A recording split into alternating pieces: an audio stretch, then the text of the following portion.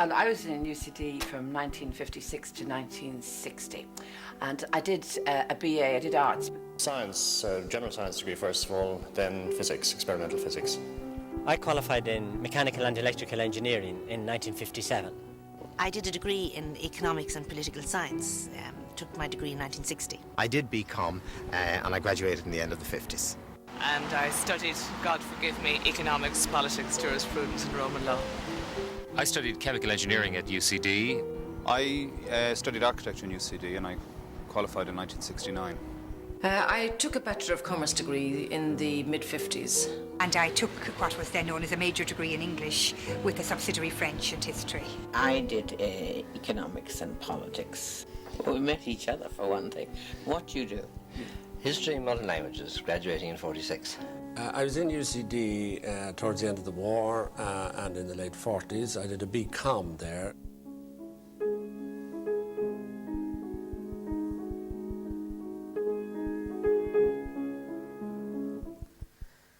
Of course, for me, it's very different here because I did all my music studies in Newman House and Stephen's Green, so this whole campus is quite amazing. Well, you see, you wouldn't know that they were coming. I mean, there was so much movement around the halls in Aylesford Terrace that everybody knew you. They knew you, but I didn't know them. They used to be delighted with the little quips I'd make in the classrooms. But life in UCD did a lot for me. I mean, I was trying to think, because I knew I was coming here today, I was trying to think, was it nostalgia? And I said no, because I knew at the time it was the best time ever in my life. I knew it was going to be the best time, and I knew it was better than anything that had happened before. And it was. Very happy memories of UCD. It was, of course, a liberation from school. Well, of course, it was alive and filled to the gills with fellas. And that was a great excitement after school, was having been at school in a convent where they warned us about all the men who were waiting for us, waiting to ravish us and rampage us because they couldn't help themselves, because they were filled with lust. I joined virtually every society in sight. My motives were not always at the best. I think he wanted to get a good tea. Well, yes, that was part of it. And also the preparation and work on the teas was done by girls in those sexist days, and seemed to me to have more chance of meeting girls that way than by some of the other more male-orientated activities. When we came to UCD from our various very enclosed convents, a lot of us girls particularly, it was a bit of a shock. But the social life was great. I distinctly remember sitting in the annex, which, looking back on it, was an underground cavern, basically. But it was a very exciting place to be smoking your first cigarette and meeting the boys. I was a bit disappointed at some of their lack of ardour, and I was also disappointed that the only clean ones, the nicely dressed ones, were the clerical students who were definitely out of bounds. My outstanding memory of UCD, I don't think it would be discreet to mention her name. I have also a memory outside the engineering faculty of Saturday evenings at the LNH when we used to go along and hear the leading politicians, the leading newspaper editors, people like Miles Nagopolin or the late Rory Roberts, speaking about the issues of the day. And that broadened us out, I think, tremendously and made quite a contribution to our development at the time. Then, of course, there was the LNH on a Saturday night, where most of those men in public life today learned how to speak. They were able to control the mob, because if you could act as auditor of the LNH and hold your position with dignity, it gave you great training, you know. One of the men that was very famous at that was Sullivan, a man by the name of Sullivan, if you ever heard of him. He was a barrister. And then there was Richie Ryan and Ulick O'Connor. And Richie Ryan gave Ulick O'Connor gave Richie Ryan the black eye. The societies played a very large part in our student life. The LNH particularly was the big thing every Saturday night. We really lived from Saturday to Saturday for the LNH and the debates and the, I suppose you'd call it the crack at the LNH every Saturday night. I have very happy memories, very happy. My friends, my studies, good times, great freedom. I have fantastic memories of UCD. Memories of great academics like George O'Brien, Paddy Lynch, Alexis Fitzgerald, Lorna Reynolds, Roger McHugh. I could go on and on. My memories of UCD are much more to do with people than they are to do with the academic end of it. I think I had not realised until I went to college the variety of people that were in the world, and I met them for the first time in UCD. I'd been at school, in a boarding school, met many Irish people from various walks of life, but I'd never met somebody from Thailand. I'd never met somebody from Africa.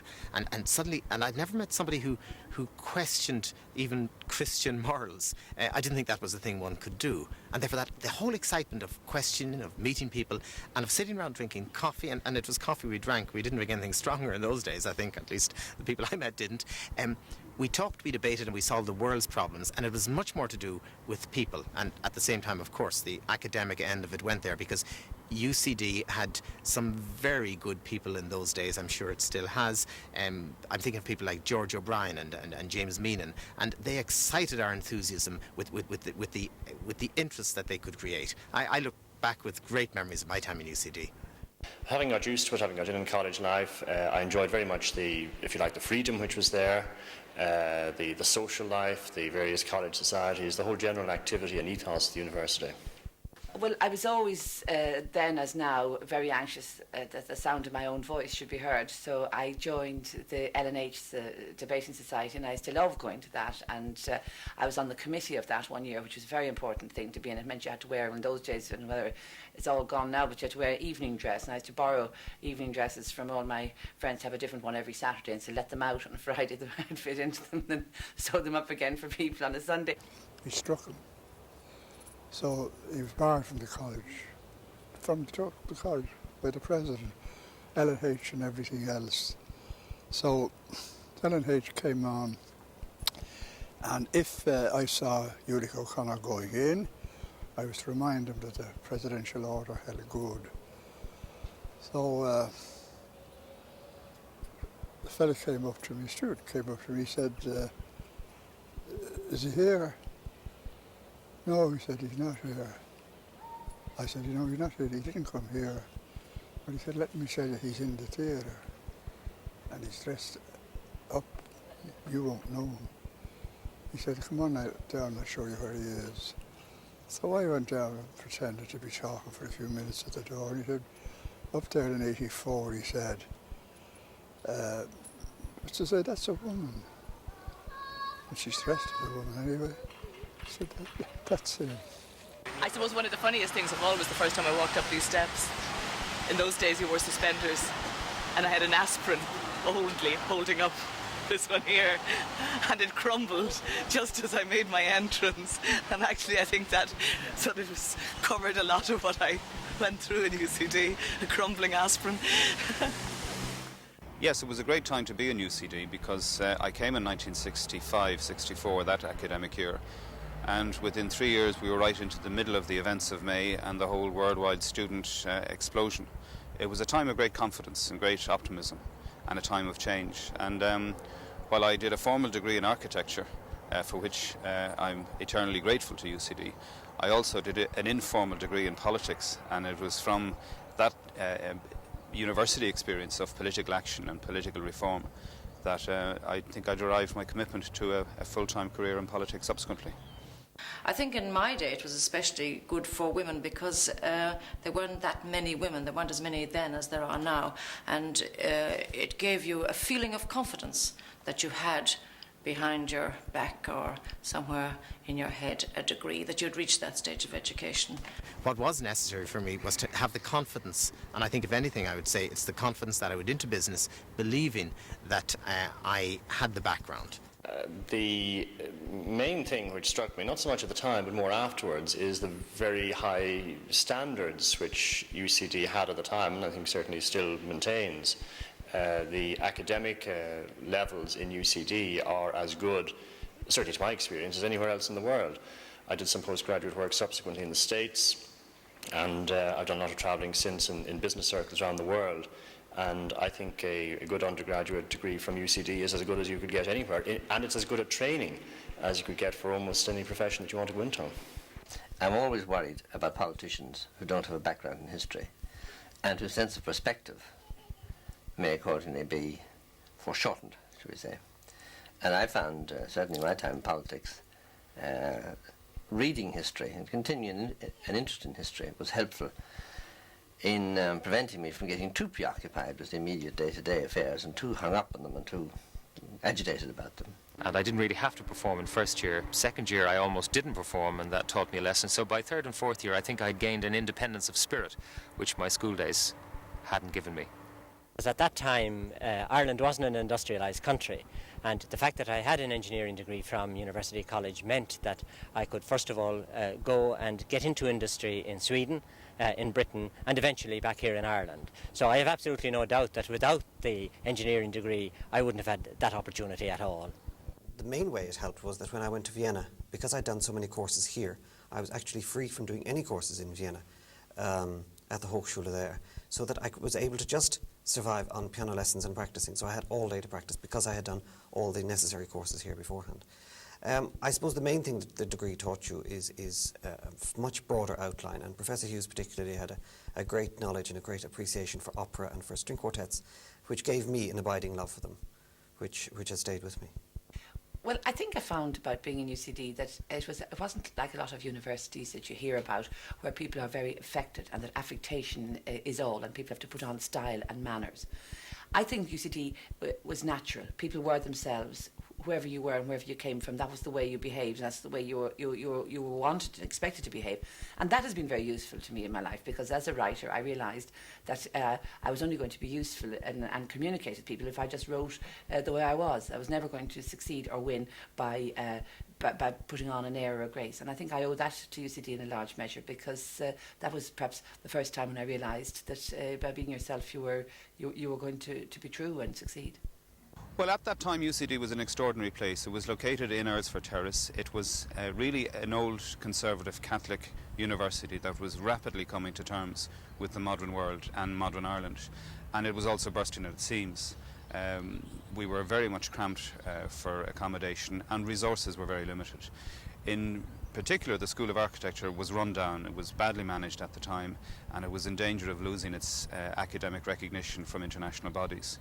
And there was an upheaval within the School of Architecture, which was part of the Gentle Revolution, and which has now resulted in the School of Architecture going through a process of reform and emerging as probably among the best 5 schools of architecture in the RIBA recognised system of schools worldwide.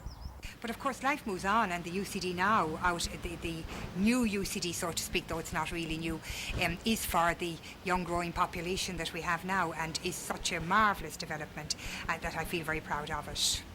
I keep on meeting people all my life since who were in college with me.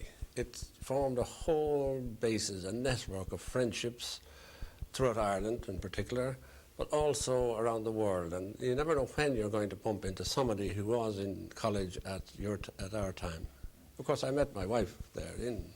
We were both commerce students together. In Irish life today, you'll find surely people who were at UCD in every single professional power group, trade union group, political group.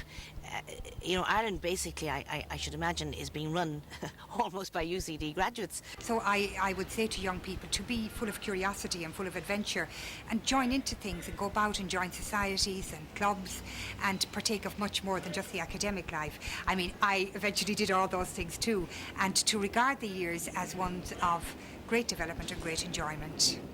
I think there are 2 pieces of advice, and they may sound slightly contradictory. I think they're both very important. The one is to participate fully in college life, not just to go along to the lectures, and not just to be a good student and to do the work that you're supposed to do and work in the libraries, but to participate fully in all of the various activities which take place within the university, because that is very much part of a university degree. It's not just a question of the academic work you do. And the other piece of advice then is to come to terms very quickly with the fact that you're in a very different sort of environment to school, and to understand that you are now responsible effectively for your own studies, for your own programme, for your own form of discipline, and to plan your whole year, if you like, your academic year, your studying year, in a very systematic and a very organised manner. I certainly think the more societies people join and get involved in, I'd be also, I mean, I think that's a terribly important part of academic life and of education, which I think maybe parents don't always understand. Oh, very specific advice, and that is lead college life to the full. because college is far more than just the academic side or the particular course you're doing or the particular degree. As I say, I formed friendships in college which have lasted ever since, and that's a very, very important part of it. You build up a network of friends which lasts you for the rest of your life, but as well as that, there's the whole ethos of university and, well, you know, to use all the cliches about broadening your mind and getting an inquiring mind and a general approach to life. But the thing is, to put it in a nutshell, I think, is, as I said, to just lead the life as fully as you possibly can and take part in as many college activities as you possibly can, particularly through the societies. But one of the things you do discover is if you open your arms and you say hello to somebody with a smile on your face, they usually say hello back to you. So socially, that's one thing. And the other thing is, I'm afraid I have to be very much a mother of four black rock. It doesn't work at all if you don't study. The advice I'd have to students who are just starting in university is to note very quickly the difference between school and university. Now, I didn't notice that, and I made the mistake of thinking I'd a lot of spare time in my first year. And I used that spare time to talk, to chat, and which is very valuable, and to drink coffee. And it wasn't until I got closer to exam time that I discovered that I should have been putting more use to that spare time than just assuming it was relaxing time. The other advice I'd have is to make full use of all the other amenities there are in college. It's the whole interactivity between the other young men and women at the university that develops the person. It's not sitting down in a library, going into a lecture, coming back, going home and studying, or going to the library. It's the full participation in university life in its very broadest sense. I think that that's essential. Try to enjoy your college life as much as you can. It will probably be the freest 3 or 4 years you'll ever have in your life. But keep your eye on the main chance at the end. You've got to get the grades, you've got to get the degrees, you've got to get the qualification. Well, I think it's fairly evident that in modern society there's a much greater need for the university to be linked in or plugged into the rest of society.